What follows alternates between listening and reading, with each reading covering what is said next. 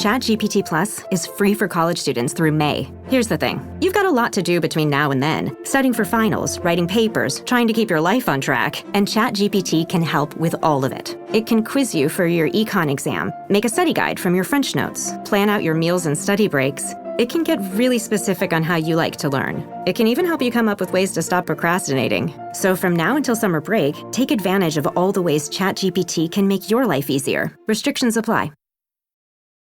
This podcast is supported by Progressive, a leader in RV insurance. RVs are for sharing adventures with family, friends, and even your pets. So if you bring your cats and dogs along for the ride, you'll want Progressive RV insurance. They protect your cats and dogs like family by offering up to $1,000 in optional coverage for vet bills in case of an RV accident, making it a great companion for the responsible pet owner who loves to travel. See Progressive's other benefits and more when you quote RV insurance at progressive.com today. Progressive Casualty Insurance Company and affiliates. Pet injury is an additional coverage and subject to policy terms. This show is part of the HeadStuff podcast network. Lovely stuff. Hey, lovely. Tell you what though, folks, that's bloody nice. That is bloody lovely. Lovely Holland. Lovely toys. Lovely Holland. Lovely toys. Hello. And welcome to the lovely show. The lovely show with your hosts, Justine Stafford. My name's Kevin McGarren. And we're here back. Welcome to the Manosphere. Remember to smash that like button, subscribe. I want you to sit on that subscribe button and rub. Get it all up there. That's a disgusting start. To Yeah, I know, but I was reminded of when you tried to trick me with the AI podcast. Oh, yeah. So many people got onto me after that episode, being like, I thought it was real. It's spooky, isn't it? Spooky. Lovely stuff. So I'm going on my first ever hen. Your first ever hen. First ever hen. I've dodged it for a long time. How have you what age are I'll you? tell you, I'm 31. Have you never gone on a hen? Because the only other big wedding that came up in my close group of friends was during lockdown. So we were actually meant to go to the hen, and that week everything got shut down. So it never happened.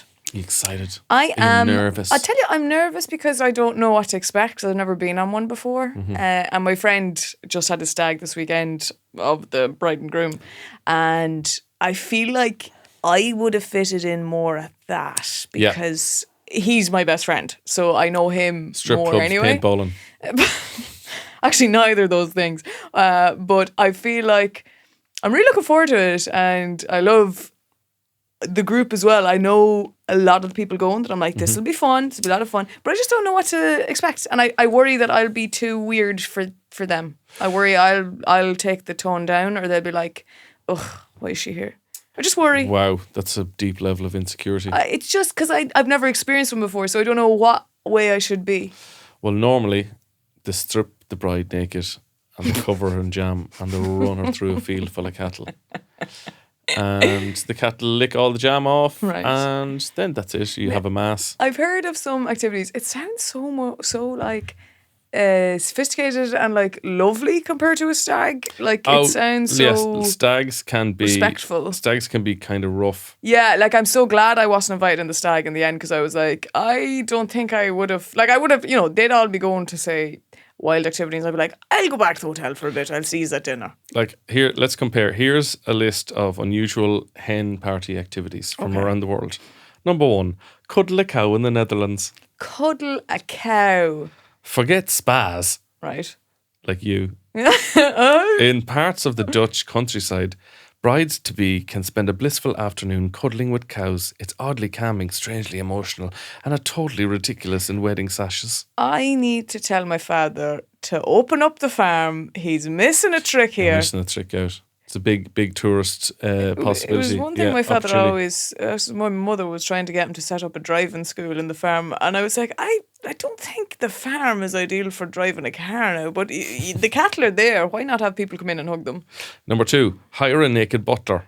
Okay. This is in the UK and Ireland. Classic hen party mischief.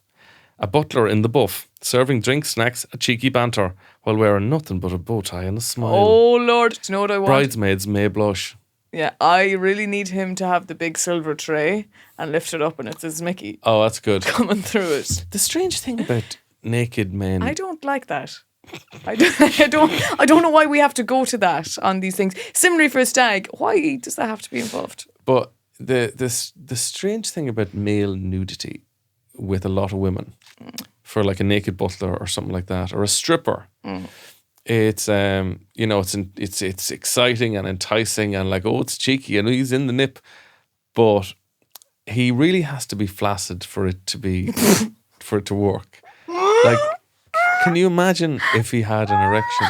But it almost would make sense that he would have an erection. Yeah. Because if it's like sexy, you're trying to be turned on, it should look like he's ready for sex. Yeah.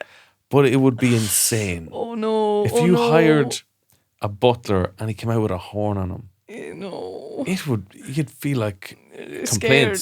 Yeah. No, I'm scared about going on this now. I'm really afraid of these activities. I just don't think anyone needs to be in the nip. Yeah, fair enough. So silent disco hen march, sounds shit enough. Discos are, Drag queen bingo, USA and Ireland. Lovely, yeah. That's Sassy become queens host wild games of bingo with rude prizes. Raucous roasted the bride and mid-game lip sync showdowns. Oh, that'll be a bit of me now. That sounds good. That sounds like a bit of Naked fun. life drawing with a twist. Oh Lord. Standard hen activity, until the bride realises the nude model is her ex or her dad's best mate or her fiance in a badly positioned wig. No. Her dad's best mate. No. Who's your dad's best mate again? Jimmy. No. Imagine Jimmy going out. No. Hoo, you may use the 4B pencil on me, Justine. Don't be using that little small pencil. No, sorry, what was the other option? Her ex. Her ex. Yeah. What fucking maid of honor demon is organising That'd this? be fucking great crack though. That would be the most awkward experience of our life. Holy Jesus, that'd be awful. What ex would agree to doing that also? A legend of an ex. Legend, yeah. Obviously a single ex. There's no way that ex is you're not going to explain that to your girlfriend. It's like, what are you at this weekend? I actually can't. I'm going to be naked in front of my ex and her friends. Yeah. Pole dancing on a boat in Spain. Barcelona offers pole dancing classes on a catamaran in open water. Yeah. That just sounds I'll be like a getting disaster waiting to happen, No, really, I'll isn't get it? sick. Romania, witch hen weekend. Some hen parties go all in with the spooky vibes. Travelling to Transylvania, dressing as witches, holding moonlight rituals with Prosecco. Of course. Perfect for the goth bride who loves a bit of Dracula with her daiquiri. Dracula? Dracula, I'm trying there to you do go. a Dracula. So there you go. Okay. From that list, I think Which would you go for? it would be the drag bingo. That's what's... Drag bingo sounds like the most normal kind of. Yeah, less, but a bit of less crack as weird. well. And I assume they say naughty prizes. I've been to things where you win a dildo and stuff. And I'm like, well, that's just great for everyone involved. Well, no point bringing an apple to an orchard, Justine. Yeah. That would be, it's like, oh, I'll just add it to my huge collection. Yeah. Yeah, completely. Collector's item. So for stag nights, You see, this is where it's going to be insane now. here are some activities from around the world. We've gone from hugging a cow to... So, number 1, shooting a cow with the bazooka. There we go. It's like the There's polar the opposite. direct contrast. In Cambodia. That's not on. A notorious tale tells of a possibly apocryptical Cambodian experience where, for a hefty price, tourists can allegedly fire a rocket launcher at a live cow. That's not right. While most sources agree this was once offered at shady military tourism spots, it's widely condemned and almost certainly outlawed now. Good. So you can't do that now. Well, good. Imagine. But see, there's this thing with some men with the idea of feeling this power or something. I don't know what it is, and it upsets me deeply. If I was marrying that man and I knew that was the activity I did, I'd be saying, we're not getting married anymore. I want you out of my life. Imagine I want if you come nothing back, to you're do like, with you. how'd you get on at the Netherlands? Oh, it's great. I just hugged the cows for hours. Oh, we did something with a cow as well. It was such a beautiful experience. They're we such gorgeous blew animals. it to mince. Yeah. My mother always says about cows, she's like, they have human eyes. She just always thinks they look... Human eyes. Their features are so human. Yeah, compared to like a goat who's got them weird split eyes. Yeah. Like the substance. They're Don't like so... them. they're cool though. But Number 2, tank driving and car crushing in the UK. for God's sake. In parts of England, you can rent decommissioned military tanks and drive them over cars. smashing the vehicle beneath you while your mates cheer. It's loud, ridiculous, and the ultimate power trip. Testosterone, baby. Sounds like fucking some Jeremy Clarkson would do in a Yeah, stag. totally. Yeah, it's completely that. He loved blowing up caravans as well. They just run Love one that over. shit. Driving over a car with a tank. But like, why is it that a group of men for a man's send off into marriage, this is what they have to do, the most manly possible thing? Yeah, to be honest, like my best man brought me clay pigeon shooting for my stag. Yeah. Very masculine. That's one I've heard of a lot. Good crack though. Number 3, fake kidnapping experience in Eastern Europe. Great. Some stag parties have been arranged fake abductions of the groom, complete with balaclava-clad militia blindfolds and mock interrogations. It's all in good, terrifying fun. Unless the groom panics and fights back. Not recommended for the faint-hearted. That is horrific. So you're in Eastern Europe somewhere. A load of boys come in ballas and fucking throw a bag over his head and start waterboarding him in an interrogation room. Where's the wedding? Where's the wedding? Oh, it's in Athlone. That's Yeah. traumatizing. That's terrifying. What kind of a best man organises that? Someone who's secretly in love with the bride, I'd say. Yeah, definitely. Oh, this is not nice. Number 4, dwarf hiring as a companion, UK and Las Vegas. One infamous gag involves hiring costume dwarf. Let's say dwarf. A little person. A costume little person to be handcuffed to the groom for the night. Sake. Commonly found in the UK and parts of the US. It's odd, often hilarious, their words, not me, and a guaranteed spectacle in the pub.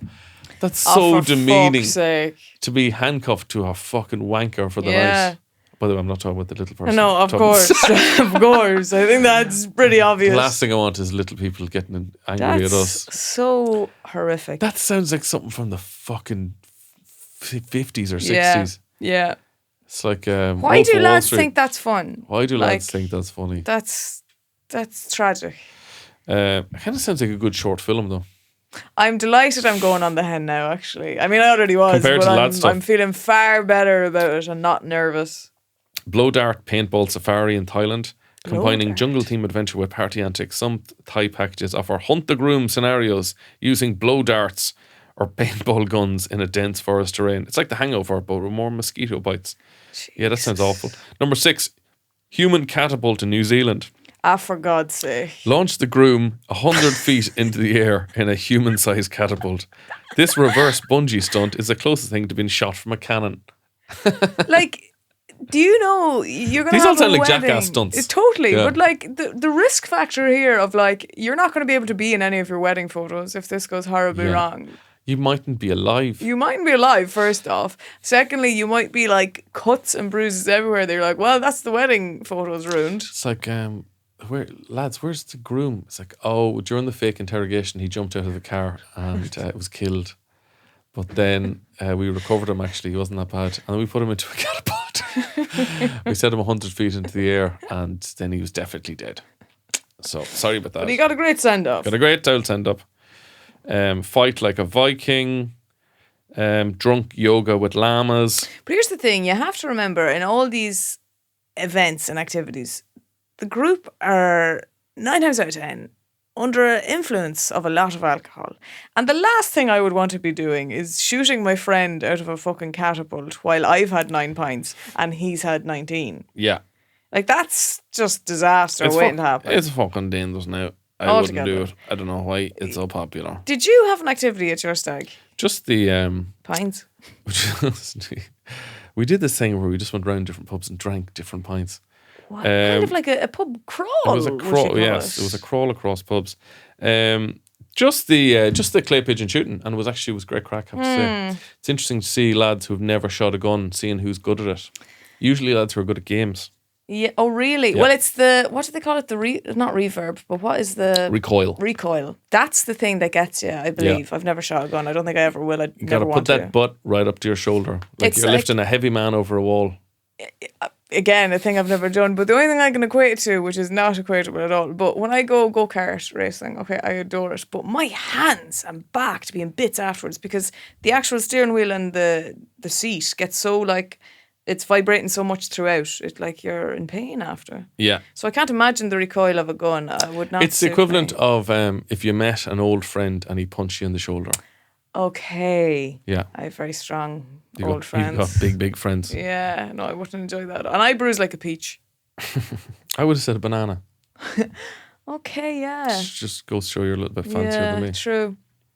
I don't understand What why. would you like to do on your hen? Well, you know I love karaoke. So I would like it to be in front of a huge audience. Oh my God, you need to get your butt to Japan. Japan, obviously the home of karaoke. Yes. But they have they take karaoke seriously. And in China as well. Like we were walking around China and there was these karaoke bars. Like every bar was a karaoke bar. Mm-hmm. And they had a setup, like the bars were small. Yeah. Like normal bars. But they have a setup that's similar to like fucking X Factor. Yeah. Huge big Unreal. screens, smoke machines. Yeah. And in Japan, you can like request like things like a sumo wrestler or dancers Okay. for your karaoke, fog machines, spinning stages, like wild shit. So you need to go to Japan. I was in Barcelona once, and not to that extent, but there was a bar that was just designed for karaoke. And again, it had fog machines. There was like a platform in the center that you could walk up and down. So like for say, your solo big moment key change. And I adored it and fell in love in that moment of karaoke because I loved that you were doing it in front of a group of fucking people just trying to have a pint.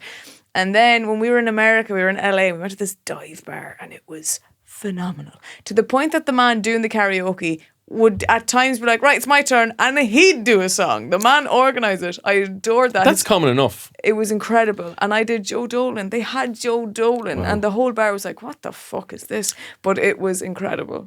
Northside dubs are big into karaoke. You were saying this. Fucking love it. Yeah. I think. But yeah, that's common. Like the karaoke man arrives, he gets the ball rolling with a few songs, and then people go up, and then he kind of fills in the blanks. I do like as well, I see it on TikTok sometimes of people for hens or stags, they're just fucking weekends away. They all have to go to a charity shop and buy clothes, and that's what the other person has to wear. I would like an element of that. Not like the nonsense, he's dressed as a butcher for some reason on his stag. I don't fucking know.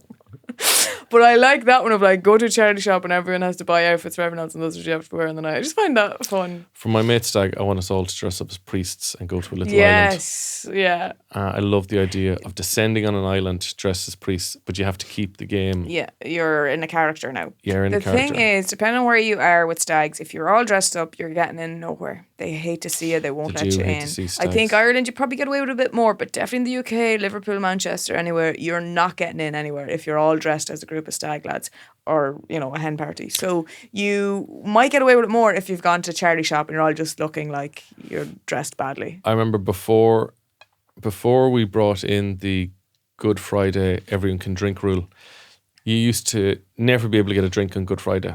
Alcohol was banned in Ireland.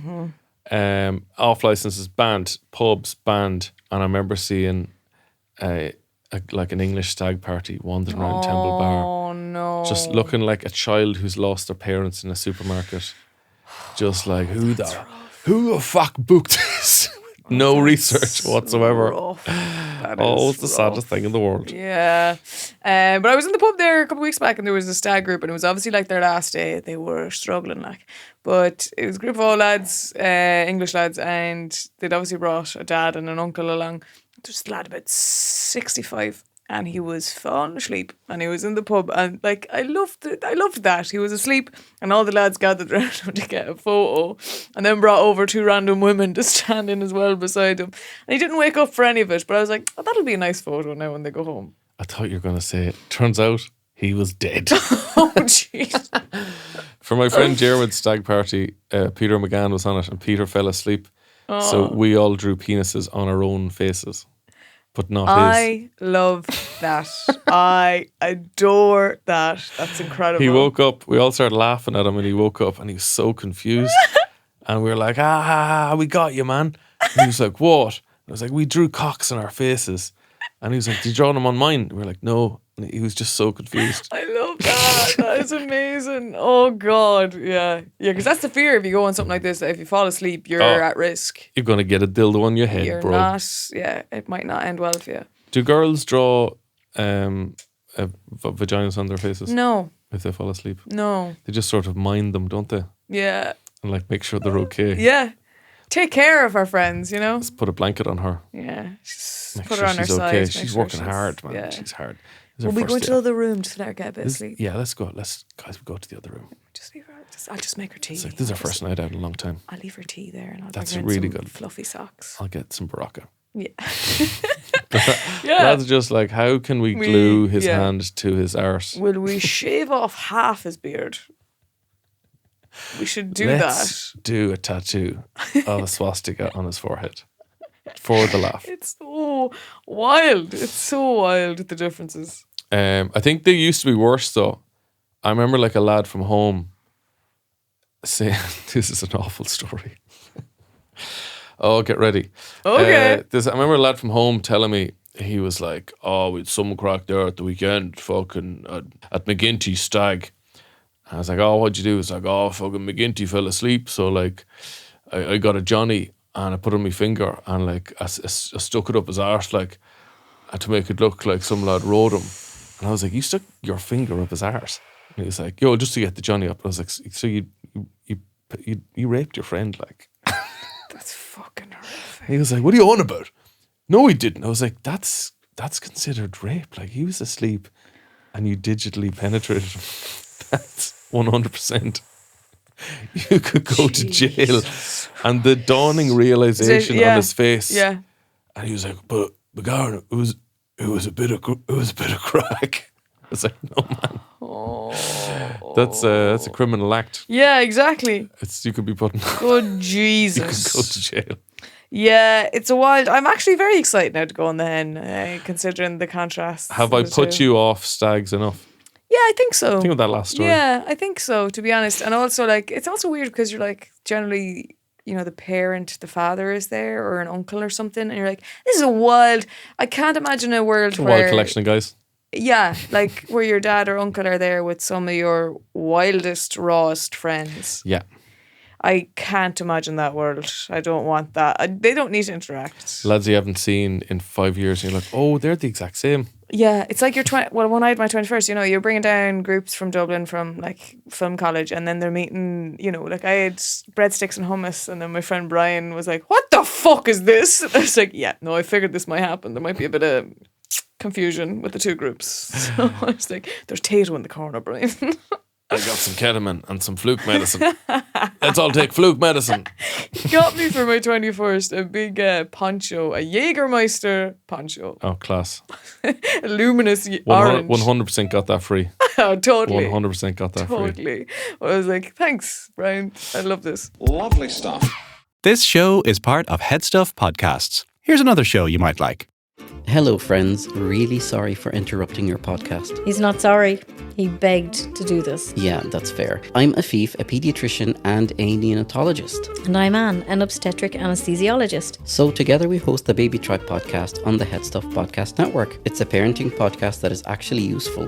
No guilt trips, no sugarcoating. And we are delighted to be back with a new season of amazing guests like Carl Mullen from 2FM. We cover sleep, feeding, child development, maternal health, and all the messy stuff that people usually really want to keep off Instagram. We bring in experts, we share evidence-based advice, and yes, sometimes I do get overexcited about data. And then I remind him to start speaking human again. New episodes every Tuesday. Right, we'll let you get back to your podcast now. But we are your new favourite, obviously. That moment when you realize your skincare is actually working. That's Rodan & Fields, the #1 female dermatologist-founded skincare brand in the U.S. Designed by 2 dermatologists who don't just know women's skin, they know how to formulate for it. Rodan & Fields, love what you see.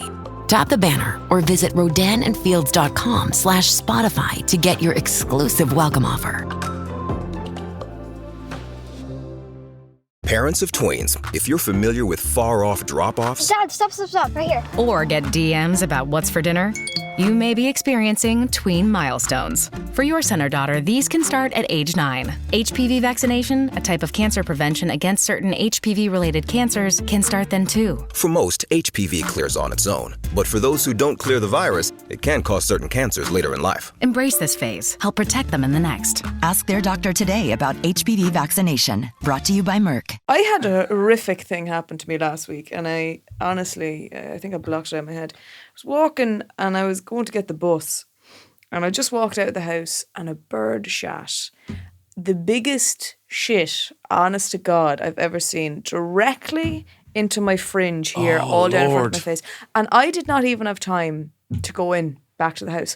So I had to get onto the Lewis with this. And like, people are looking at me as though, is that woman aware there is shit in her hair? Does she know that there's a shit in her head? The smell of it, I'll never forget that smell. It was toxic. What was this bird's diet? What was this bird's diet, like, honestly? And then when I got to Busaris, I had to go into the toilets there and into the sink and wash my hair in it, which is questionably more dirty than the fucking bird shit was, and then get on the bus. And it was like, the smell would not go at all. But the journey, that 20-minute journey to Busaris, I will never forget how intense the smell was, how intense the stares were at me. And I thought, sure, I'm meant to get good luck now, right? Didn't get any. Although Meath won on the Sunday, so I'm like, maybe it was a delayed. Oh, 100%. I'll take that. I took that for the Meath team. Well, I mean, when you consider the win of Meath was so huge, it had to be reflective in the bird shit. Yeah, completely, and it was. But like, if it was a little bird shit, that's like, I got a free coffee. They got the draw. It was a draw. Yeah, but a huge bird shit, that's Meath winning. I knew there was something spooky about that win. There had to, yeah. So I did my bit for the county, but honestly, I was like, and I normally am always so prepared. Like, I'll always have wet wipes on me or a bottle of water. I had nothing. And I didn't even have, I normally have fucking deodorant because I would have just sprayed my hair to try and cover it. Did you think to ask other people on the Lewis? No, I was too embarrassed. Kevin, there is shit on my face, in my hair. I can't interact with a human being. I can't. They're going to think this woman is deranged. Do you know that some birds recognise human faces? You're saying that this bird had a vendetta all I'm saying is me. that they've done studies where, with crows, I think especially, where they have one person and they will be very nice to crows, and then another person who's very nasty to crows. And those same lads will come back like days later, weeks later, and the crows remember the nice lad and remember the nasty lad.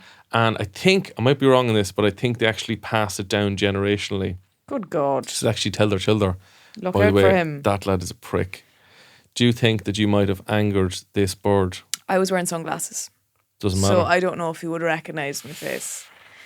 And I can't say I've been approached by birds before. You know, I don't think I've been think back, Justine. against the birds ever really. Now the only thing I would have done, if you hang a CD outside and it floats around, the reflection tells the birds to go away. Really? And I used my oral junior cert Irish CD. So I think it was the fear of the Mokanee look that really kept the birds away. Yes. So I'd say they'd remember that. Did they get pissed off by that? No, that was in Meath. So they travelled up to Dublin to find and hunt me down for that. I wouldn't put it past them, Justine. No, they're cute. They're cute enough. I remember though, as kids, my brother, we were in Stephen's Green and there was a woman feeding all of the crows. And I was like, oh my God, look at that woman. And my brother made up a fake story that he was like, that's the crow lady. And she gets them to fly and pick people's skin and bring it back to her. He made up this story, right? What age were you? I must have been about 8 or 9, and so he was 11 or 12. But he made his story up so convincingly. He scared himself and made himself afraid of this crow lady that he had invented, which I find incredible skill of storytelling, to believe and be fearful of your own made-up story. Even Stephen King hasn't that power. Hasn't that? And to the point that I once told a story so scary that I scared myself and I wet myself in Dublin. Because I wasn't scared by it. I was like, all right, is that what she does? Jesus, fair play to her. And You're a big fan of Home Alone too? He was completely. And he was terrified of it. Brilliant. I thought that was, what a journey that was. But every time we were back up in Dublin, we'd go up in the summers and we'd be looking out for her and he'd be terrified. And I'd be like, I want to see the crow lady again. And he was spooked. by himself. That's karma for you. That's karma, baby. Or maybe it's I don't know. Maybe you look enough like your brother Crow has come back to seek revenge. To seek revenge. Maybe for that's giving what out it bad is. Crow PR. I used to get a lot on the phone as a child. I'd answer the phone and people would be like, well, Lorcan. I'd be like, it's Justine, actually. Now, is that because you have a very manly voice or Lorcan had a very womanly voice? I think it's probably me. I have a deeper tone, I'd say. I'm not as... And I Staff find of evidence. when I laugh, I sound exactly like my cousin used to laugh when he was like 17, 18. Now his voice is a lot deeper. But I sound like how he laughed when he was 18. So I do think... But it stood to me because I get booked for voiceovers because they're like, there's a lovely tone to your voice. Do you know what? You have a very gender-neutral voice. No, maybe if I put it on a bit more, you know. But I'm proud of my voice. The only thing is I can't hold an accent. I can't. And I want to get... It's pretty bad for an actor, Justine. That's the thing. So I want to get... Is it elocution lessons you can get or dialect lessons? I think you're as well getting both. Electrocution lessons. You get a job as an electrician. A solid job. Yeah. And not instead of this nonsense. This nonsense in the arts. But I got offered a role and I had to do Yorkshire. Yeah. And I had to do a Yorkshire accent. I couldn't fucking do it. Now that's a tough one. But there's so many variations because I started watching a load of videos and, you know, within Yorkshire you have variations in the same way you'd have in Meath and the county alone. There was very thick ones, there was far more neutral ones, and I was like, which Yorkshire accent do I even do? And I couldn't. And people were like, because I was telling people, like, surely that'd be easy for you because you're from the Midlands. I'm like, what? The Midlands of Ireland is not the same as Yorkshire. No, I think Irish people can do a posh English voice, and they can do maybe sometimes a Cockney or like a London. All right. Yeah, that's all we can do. We can't do any other accents. I was trying to do Scottish and I fall in and out of it. It's all about the oral and stuff as well. The most beautiful girl in the world. Yeah. I know, it's so good. So sexy, man. I love that rolling of the R's. Have you had to do accents for roles? American, have you had to do? I mean, not roles I got. Okay. Yeah. I've attempted, Justine. I feel like I'm quite limited that I'll never be booked for anything big because of my limitations with my accent. And that's why I want to get a tutor to go through it because I find it fascinating, the ability to do accents. It is a good skill to have. If they want me to do a Cavan or a Louth accent as a man and a creepy old fella, look no further. I actually got booked. I did fucking a short film where they wanted an old woman on the phone. And I did the old woman. And it was like really convincing. Like, it's the old woman one I do. It'll be hard for me to get into it now because she's kind of like, she's related to the owl fella, if I'm honest. Yeah. Come here now. No, yeah. And you have to add in the little weakness in your voice. Yes. You have to sound like you've only got half a lung. Oh, yeah, there you are now. I'm looking at you there. God, you're an awful big goss, aren't you? This woman sounds like she's about to die. This woman sounds it's the like croak in the voice. She has like 5 minutes to live. Yeah. I always thought that'd be a great ad campaign, right? If you show someone and it's their final words, insert any brand, it's like, oh, what's she gonna say? And then it's Nike, just do it. And then passes away. What brilliant ad campaign is that? That your final dying words were for a brand. Are you telling... Okay, let me just wrap my head around this. So you're suggesting a cool idea for an ad is to get somebody who's dying. Acting. Oh, so I thought you meant like an actual sick person. No, God, no, literally their last words. No. So it's kind of like... gathered round the bed. It's like the start of Citizen Kane, where he's on the deathbed and he just says... Flora, proactive. Carly Warley. And it dies. Yeah. That's your pitch. I think that's... Imagine your final message to your friends and family was, Kit Kat, have a break. I think brands famously don't like to be associated with death. Okay, yeah. Oh, I was looking at it a different way. I was like, the last thing they wanted to tell people about was Kit Kat Chunky. Do you know what Walt Disney's last ever recorded words were? Doing a Mickey Mouse impression there. I'm so glad you said Mickey Mouse because it sounded vaguely oriental. Oh no. The last words that Walt Disney ever not said, but sort of recorded or sort of like communicated rather. Okay. Was 2 words. Oh no. Kurt Russell. Jesus, that's spooky. Kurt Russell was the last. He'd want to watch himself. So they had just signed up Kurt Russell as a young actor. Okay. For a film. It was called, I think it was called The Computer Wore Tennis Shoes. And that was the last things he wrote down. I could not live my life. The pressure I would feel if Walt Disney's last words were Justine Stafford. Justine Stafford. I don't know if I'm... She's going to be big. Destined for failure or destined for success? Well, he became a very successful man. Jesus. Isn't that cool? That's so... Do you think that had anything to do with it? I think it jizzed him on a bit. I think it helped him and it put him in the world's eye. Are you allowed to say jizzed him on? Is that a weird thing to say? Probably a bit, but it's in the same way, there's people I know at home, and to describe dating someone, they'd be like, well, he's trimming her bushes. And to other people, that might sound a bit wrong and insane, but that's completely like PG. They mean sincerely, he's going up to her house to trim her hedges, because that's what one does when they're in a relationship. Well, indeed. Well, I mean, I don't know, do you trim the other person's hedges? I think I'm going to ask the next fella to go home. No. I mean physically out in the garden. Oh. That's what this woman at home means when she says he's trimming our bushes. She believes if you're seeing someone, that's a nice thing to do for a lady you're seeing, to go over to her house and prune her shrubbery. I think it's a decent thing to do. You don't see it much these days. People have less bushes. Like some of the young ones nowadays, just seeing the bush is back. No hedge at all. No hedge at all. No. No garden. No garden. The bush is back. The bush is back, allegedly. Yeah. Allegedly. That's bad. I feel it's just been said. I don't know if there's... Well, the bush has been dormant for a while. Been dormant, yeah. And it's back with a vengeance. Yeah. Well, bushy eyebrows are back. Bushy eyebrows are all in. I've been on I could see, them being related. Yeah. Bushy eyebrows, bushy bush below. Bushy bush. Bushy bush. Yeah.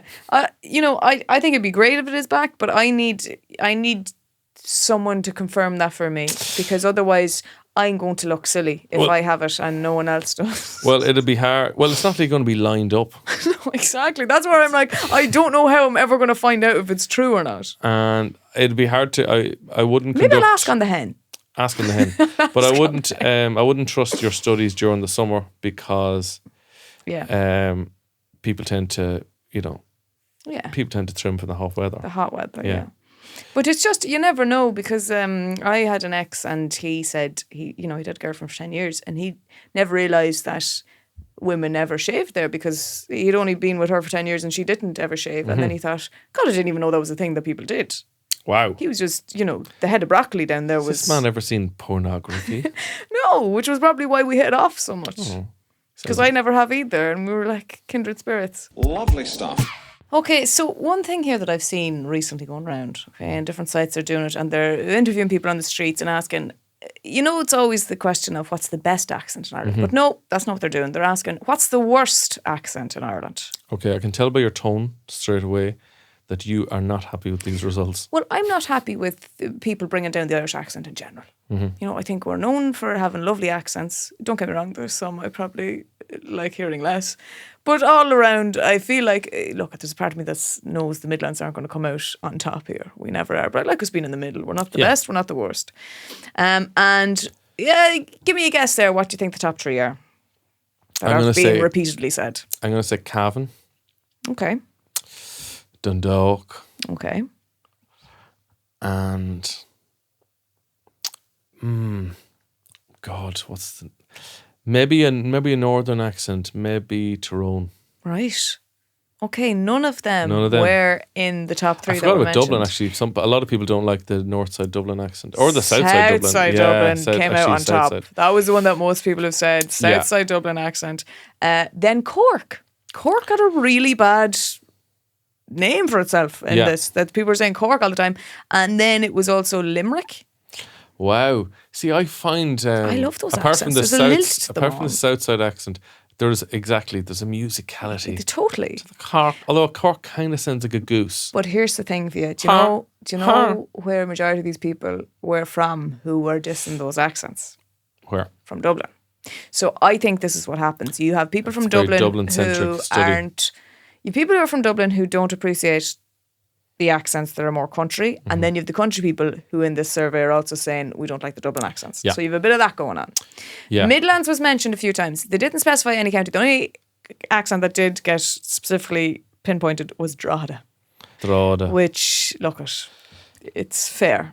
Yeah, I think a lot of people gave the Limerick accent a lot of shit. Time, yeah. And I think it's kind of a lovely accent. But there were people from north side of Dublin saying they hate the south side accent, and people from the south side saying they hate the north side accent. Do you know where the south side, stereotypical south side accent comes from? No. So apparently, now this could be total bullshit. Right. But when RTE was set up, it's a relatively new accent. What? So when RTE was set up, and we're broadcasting out to the world, well, to Ireland anyway. Yeah. They had to decide what is an appropriate accent to speak from. Right. Now, because this is Irish, this is not the BBC, we cannot do a British accent. Of course. But Jesus Christ, what Irish accent do you pick? Yeah. So they went with a sort of our version of a received pronunciation accent.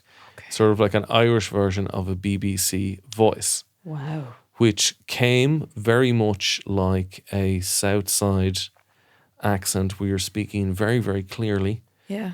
And you want to sound like you're a position of authority. And basically that became associated with Donnybrook, with Southside, with affluence. And then people started speaking like this all the time. That's and so wild. It evolved to the girls' sort of semi-Irish, semi-American accent that we hear today. The accent was learned. It was learned. It evolved. It was created in a lab in Donnybrook. And now it's put out there to the world. But when you read these articles in worldwide publications and they say one of the sexiest accents in the world is the Irish accent. Yeah. Now, they don't specify which county. Yeah. But I would wager that even if you were from Cavan or Drogheda or Dundalk or Limerick or Cork or Northside Dub, I think if you went around the world, they'd think your accent is magical. Absolutely gorgeous. And gorgeous. Yeah, and the North has some stunning accents as well, you know? And the North as well. I think one thing we learn is any Irish person who goes abroad, they seem to do incredibly well. Yeah. Yeah. No, it's foolproof. It's like I know lads who would be ditch diggers at home, but they went abroad and they became hugely successful. Even in London, anytime I've been there, people are always like, oh my God, I love your accent. I'm like, that is wild. No way. My accent. So where I'm from, everybody speaks like me. That's it. You know, I'm toning it down for you now. Where are you from? I bet it's somewhere beautiful like Rivendell. It's a little place called Nobber. N-O-B-B-E-R. Nobber. Yeah, no. Yeah. I did see in the shop there, Donnybrook Fair, someone took a picture. For Easter, they had a fucking display of all their eggs, but it said on it, spelt large eggs, but they had spelt it large. Large eggs. Beautiful. I'm like, that's one accent I cannot do. I cannot do the South Side. That's insane. I tried to do, because I did an audition where I had to have a South Side accent. I was like, there's no point in me even doing this audition. I can't do it, pal. I can't do it. Give me a sentence then, I'll try and say it as a South Side. What time does the dart arrive? What time does the dart arrive? I mean, it's not bad, but it's not great. It's not good. It's not What time convincing. does the dart arrive? What time? What time does the dart arrive What time does the dart arrive? What am I doing? What do you need to do it? Will they be serving drinks on this train? Will they be serving drinks on this train? That's so impossible. It's like my mouth rejects it. You didn't tell me we replaced the gardener. You didn't tell me. You didn't tell me. That's a tough one. You didn't tell me we replaced the gardener. There's something fucked. When? You didn't tell me that we replaced the gardener. You didn't tell me we replaced the gardener. It's kind of a tongue twister. Yeah, that is. I can't. When was that priest relocated? When was that priest relocated? It's not bad. It's getting better, Justine. Yeah, no, it's just when I couldn't unless it was a specific sentence that Well, I there you learned. go. Don't hire Justine to be a Southside. Don't. I don't think even if you looked at me, you'd think I was from the South Side, to be fair. No, you look like the gardener. Yeah, I do. Trimming the bushes. Well, Justine's off to London. I am. We'll have to do our next To episode via... Get love for my accent. There you go. Everyone's going to fucking think I'm great. Yeah. Hopefully. Next episode we'll have to do it over Zoom or something. We will, yeah. This has been The Lovely Show. You have been lovely. Go on. We'll talk to you again soon. Good luck. Hello.